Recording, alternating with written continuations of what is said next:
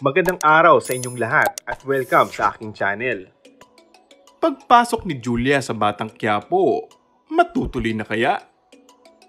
Tila kinumpirma ni Coco Martin sa kanyang IG account ang kahilingan ng mga fans na maging bahagi si Julia Montes ng action drama series ni Coco na FPJ's Batang Quiapo.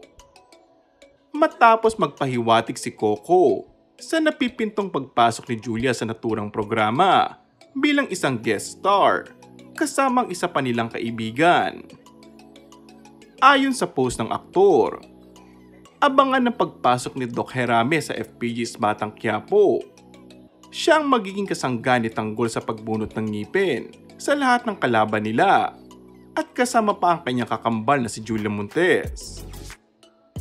Madami naman ang nawindang sa naging pahayag ni Coco sa kanyang IG story, lalo na ang mga taga-suporta ng dalawa dahil matagal na nilang hinihiling ang pagpasok ng aktres sa naturang programa. Kulang man sa detalye, ay naging makahulugan naman ito sa kanilang mga tagahanga, lalo na at namiss daw ng mga ito ang nakakabiti na love story ng dalawa sa probinsyano bilang si Cardo at Mara. At tinihiling na sana'y ituloy ito sa Batang Quiapo.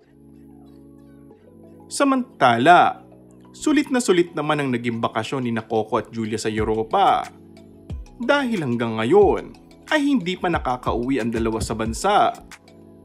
Ilan sa ating mga kababayan ang spotted ang dalawa sa ilan sa mga tourist spot na kitang-kita naman na masayang ini-enjoy ng dalawa. Ayon sa ilan, ito na yata ang pinakamahabang bakasyon ng dalawa na magkasama nang walang pagkukunwari. Dahil hindi na sila nagtatago sa publiko, nakikita na silang magkasama habang magkahawak kamay. At ramdam din umano ang matinding pagmamahalan sa isa't isa. And that's all for our today's video. Kung bago ka lang sa aking channel ay mag-subscribe at pindutin na rin ang notification bell. Maraming salamat!